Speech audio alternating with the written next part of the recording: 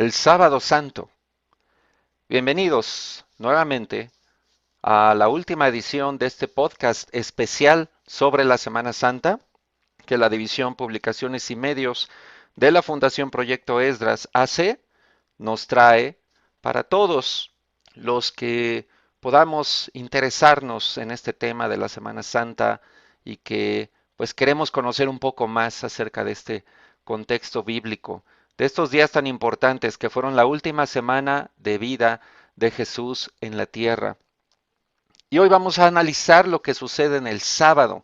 Curiosamente, los evangelios pues casi no tienen material en lo que pasó en ese día, solamente el evangelio de Mateo, capítulo 27 de los versículos 62 al 66, realmente es el único pasaje que encontramos en los evangelios sobre el sábado. Ni Marcos, ni Lucas, ni Juan nos dejaron nada sobre ese día. El sábado, pues en el judaísmo es el día de reposo, siempre lo ha sido, y ese día, pues normalmente las personas tenían restricciones incluso para caminar, no hacer cierto tipo de trabajos, la mayoría de los trabajos, no andar desplazándose de aquí para allá. Entonces, de alguna forma, pareciera un día muerto, por lo menos en 3 de los 4 evangelios, pero el evangelio de Mateo sí nos deja un registro de lo que sucede el sábado. Y para comprender mejor lo que pasa el sábado, vamos a irnos un poquito antes a las últimas horas que registra la Biblia sobre el viernes, el día de la crucifixión y muerte de Jesús. Como lo estudiamos en la última edición de nuestro podcast, fue el día que Jesús pues sufrió los eventos más intensos y dramáticos de lo que se llama la pasión de Cristo. Desde la madrugada de ese día viernes hasta las 3 de la tarde, la Biblia registra que fue todo el tormento que sufrió hasta que murió crucificado. Y de ahí partimos en Mateo 27:57. Nos dice, al atardecer llegó un hombre rico de Arimatea, llamado José, que también se había convertido en discípulo de Jesús. Se presentó ante Pilato para pedirle el cuerpo de Jesús, y Pilato ordenó que se lo dieran. José tomó el cuerpo, lo envolvió en una sábana limpia y lo puso en un sepulcro nuevo de su propiedad que había cavado en la roca. Luego hizo rodar una piedra grande a la entrada del sepulcro y se fue. Allí estaban sentadas frente al sepulcro María Magdalena y la otra María. Y vamos a hacer algunos comentarios sobre este pasaje para entender también cómo se conectan este evento con lo que sucede el sábado. La Biblia nos dice que llegó un hombre rico de Arimatea que se llamaba José. Arimatea era una región que estaba como unas 20 millas de Jerusalén. Y José era rico. Pero ¿quién era este José? Los diferentes evangelios nos dan alguna perspectiva más completa de quién era él. Por ejemplo, Marcos 15:43 nos dice que era miembro distinguido del consejo y que también esperaba el reino de Dios. O sea, él era uno de los que en teoría debió haber estado en el juicio de Jesús, parte de ese consejo, la máxima autoridad religiosa y política dentro del judaísmo de la época. También Lucas 23, versículo 50, nos dice, había un hombre bueno y justo llamado José, miembro del consejo, que no había estado de acuerdo con la decisión ni con la conducta de ellos. Es decir, que aunque era miembro del consejo de los judíos, no estuvo de acuerdo con cómo procedió la mayoría de ese consejo. Recuerden que hablamos que comenzando por la hora en que se hizo el juicio, era ilegal lo que estaban haciendo, era fuera de la norma, fuera de los procedimientos, todo fue muy apresurado porque a la élite judía les urgía acabar con la vida de Jesús. Y José no estuvo de acuerdo. Pero todavía el Evangelio de Juan nos da más detalles. Juan 19, versículo 38 dice, José era discípulo de Jesús, aunque en secreto, por miedo a los judíos. Y aquí entendemos un poco más por qué José llevó a cabo esta acción de pedir el cuerpo de Jesús. José era uno de los discípulos de Jesús. Es decir, había incluso discípulos y seguidores de Cristo dentro del mismo consejo, la máxima autoridad religiosa y política de los judíos, pues ahí había un discípulo. Aunque por lo que vemos era un poquito así como que underground, ¿no? Como en secreto, por abajo del agua, porque tenía miedo a los judíos, pero en su corazón él quería seguir a Jesús. Y posiblemente eso es lo que lo lleva a pedir una audiencia con Pilato. Ahora hay que comprender algo también, Pilato no era cualquier persona, era el procurador romano. No cualquier persona podía pedir una audiencia con él. Pero aquí la diferencia de que después de un día tan intenso que vivió Pilato, como fue todo el episodio del juicio y la ejecución de Jesús, y seguramente Pilato estaba exhausto y todavía aceptó a ver a José, pues la única explicación que algunos comentarios bíblicos del contexto histórico y social nos dan, pues es que como José era rico, era alguien prominente, y esa fue la única manera de poder acercarse a Pilato después de sus horas públicas de atención. Y también algo que hay que entender es que cuando alguien moría por crucifixión, que era un castigo muy severo que los romanos imponían para gente criminal, para traidores, para ellos las peores personas tenían que morir crucificados. Bueno, cuando la víctima fallecía, no podían ser enterrados como normalmente las personas ordinarias lo eran. Más bien se les aventaba a tumbas comunes, a fosas comunes, y no recibían un enterramiento ritual y honorable en su tumba familiar. Solamente que hubiera alguien que intercediera por esa persona y alguien con poder, con dinero, alguien prominente.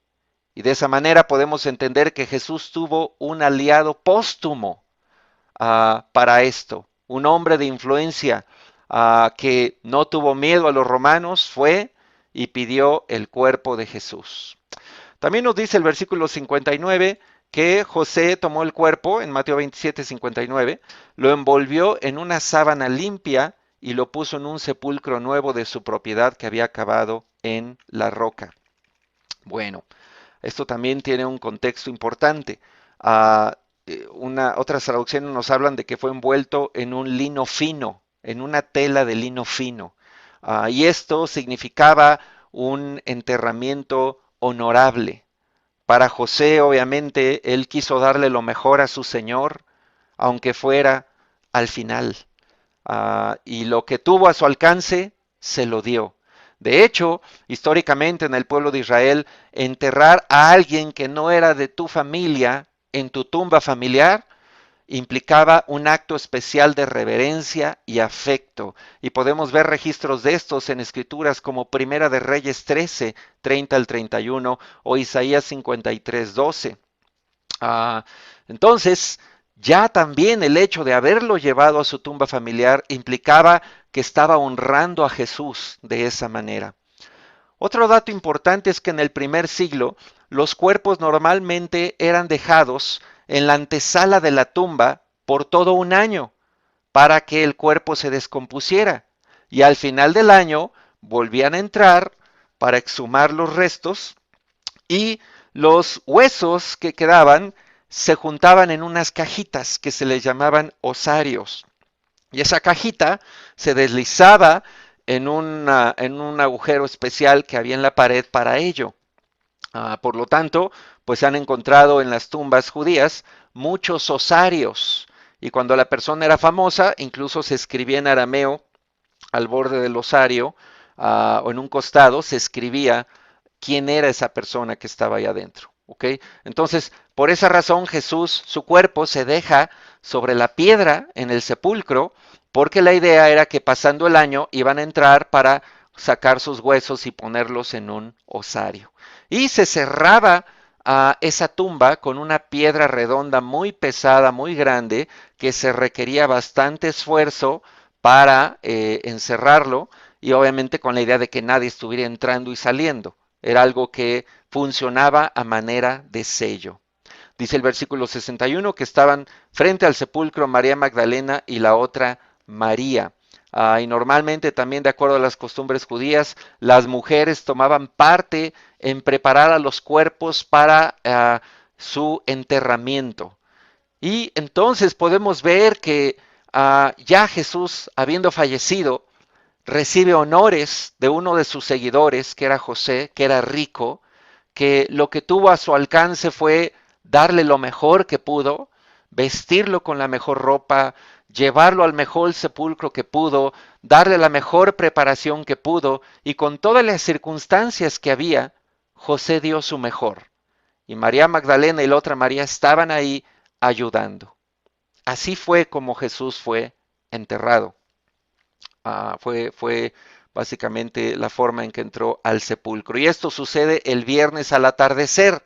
Recordemos que pues estaba por comenzar lo que eran los horarios del sábado, con todas las restricciones religiosas que tenían para los judíos.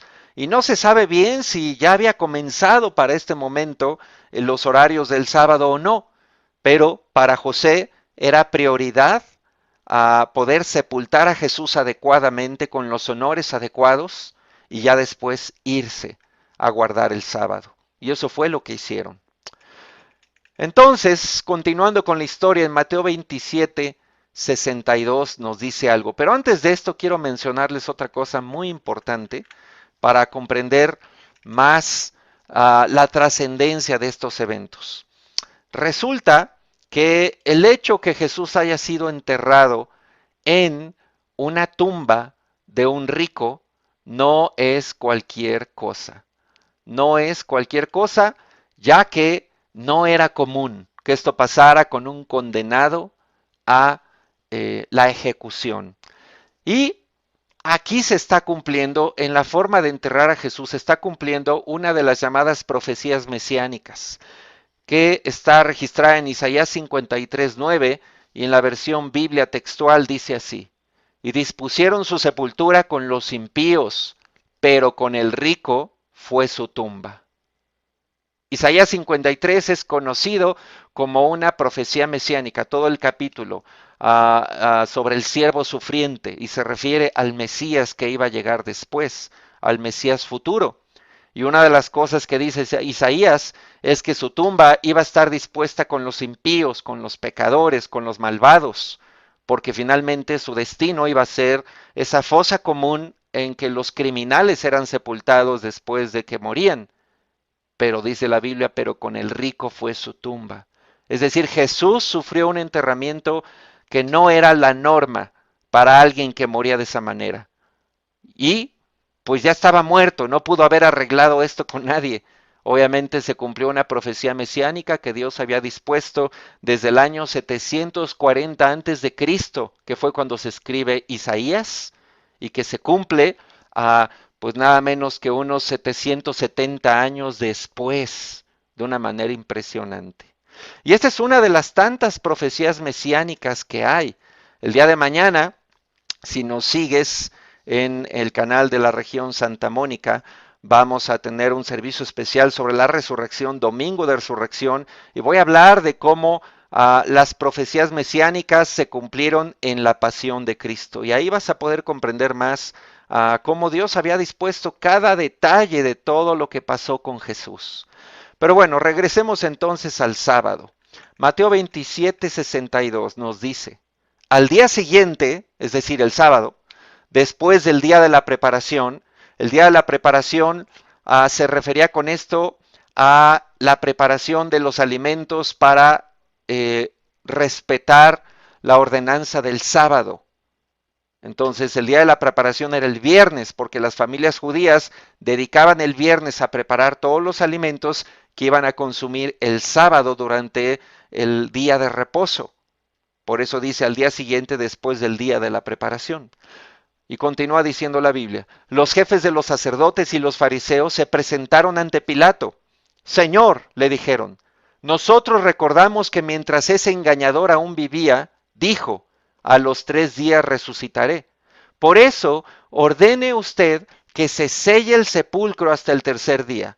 No sea que vengan sus discípulos, se roben el cuerpo y le digan al pueblo que ha resucitado. ese último engaño sería peor que el primero. Llévense una guardia de soldados, les ordenó Pilato, y vayan a asegurar el sepulcro lo mejor que puedan. Así que ellos fueron, cerraron el sepulcro con una piedra y lo sellaron y dejaron puesta la guardia.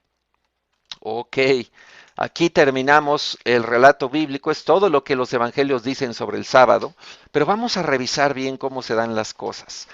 Ya era el sábado y los mismos jefes judíos, pues ahora sí que a pesar del sábado, no les importó, ahí sí no les importó, y fueron a hablar con Pilato, rompiendo posiblemente sus propias reglas para el sábado, con la intención de asegurarse que Jesús no se saliera de la tumba. ¿Por qué?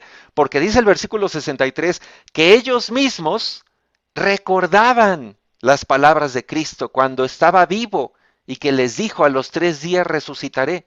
Quiere decir que todos esos anuncios públicos que empezó a dar Jesús antes de que pues sucediera toda su pasión, esos anuncios de que él iba a morir e iba a resucitar, a veces lo dijo utilizando parábolas, a veces lo dijo en un lenguaje un poco simbólico, pero a veces lo dijo claro. Y los jefes religiosos judíos lo entendieron. Es más, creo que lo entendieron mejor que los mismos discípulos, porque vamos a revisar que ya que fue la resurrección, varios de los discípulos como que no se acordaban de esto que Jesús había dicho. Pero mira, los jefes religiosos eran muy inteligentes, eran muy astutos y captaron el mensaje de Jesús, mucho mejor que los mismos apóstoles. Y estaban claros que Jesús había anunciado su resurrección. Este es un dato importante. ¿Por qué? Porque en el debate que mañana vamos a hablar sobre si Jesús resucitó o si solamente es una leyenda judía de sus seguidores, pues bueno, nos vamos a dar cuenta que los mismos jefes religiosos estaban conscientes que Jesús había anunciado esto. Por eso van con Pilato y pues le piden ayuda, le piden que les proporcione protección. Aquí no se sabe, como dice el versículo 65, les autorizó llevarse una guardia de soldados. De primera impresión, no se sabe si esto implicaba que los guardias del templo, que eran como una policía especial judía para cuidar el templo, autorizada por los romanos, si tomaron de ahí esa guardia o si Pilato les dio de sus soldados, soldados romanos. Eso era otra cosa completamente diferente. Sin embargo, vamos a ver más adelante en Mateo 28:14, cuando está ya el asunto de la resurrección, aquellos soldados romanos que cuidaban la tumba, y eso lo vamos a hablar mañana, pues estaban súper temerosos de las represalias de Pilato. ¿Y por qué decimos soldados romanos? Pues porque si un soldado romano fallaba en el encargo que le daban de cuidar un preso, de lo que fuera, el castigo era la muerte. Entonces, esos guardias que se pusieron ahí estaban muertos de miedo después de la resurrección porque sabían que Pilato los podía matar. Esto nos lleva a concluir que posiblemente sí fueron guardias romanos los que Pilato autorizó y entregó a los jefes de los sacerdotes para que fueran a cuidar la tumba. Y esto le da otro sentido al debate de si Jesús resucitó o no, ya que en el supuesto caso que sus discípulos se hubieran armado ahí con lo que podían y hubieran descontado a los guardias del templo que estaban ahí, eso todavía era probable porque no estaban tan bien armados ni tenían la experiencia de combate de los soldados romanos. Pero eliminar a una guardia romana, eso era otra cosa. Así que los soldados que estaban cuidando el sepulcro no era cualquier soldado, eran soldados experimentados en la guerra, romanos con todo su equipo y que además tenían que estar alerta ante un posible ataque de los discípulos, que fueran a sacar el cuerpo y, como decían los jefes de los sacerdotes, continuar el engaño y aún que quedara peor ese engaño que el primero. Así que de esta manera dice el versículo 66 que esos soldados fueron con los guardias, con los jefes de los sacerdotes, cerraron el sepulcro con una piedra y lo sellaron y ahí dejaron puesta la guardia. Una guardia romana acostumbrada a cumplir órdenes, alerta, que seguramente no se tiraron a descansar esa noche y a dormirse. No, estaban alertas porque sabían del encargo directo del procurador. Así que no era cualquier persona la que estaba cuidando el sepulcro. Así es como termina el relato bíblico de el sábado y prepara la escena para lo que vendría el domingo de resurrección. Yo te animo a amigo, hermano, miembro de la iglesia, cualquier persona que nos esté escuchando en este podcast, acompáñanos el día de mañana, domingo de resurrección, en el canal YouTube de la región Santa Mónica ICMAR, para continuar con la historia de la Semana Santa, para continuar con los eventos que se dieron en la última semana de vida de Jesús y para que estudiemos juntos si hay evidencias de la resurrección o no. Recuerda entonces, domingo, 11 de la mañana tiempo Ciudad de México, por el canal oficial de la región Santa Mónica ICMAR en YouTube. La Fundación Proyecto Esdras AC y la región Santa Mónica colaboramos muchas veces en este tipo de proyectos. Muchas gracias por habernos seguido en este podcast especial sobre la Semana Santa. Mi nombre es Arturo Elizarrarás, soy el presidente de la Fundación Proyecto Esdras AC y agradezco mucho que hayas estado atento y atenta a esta serie de audios que hemos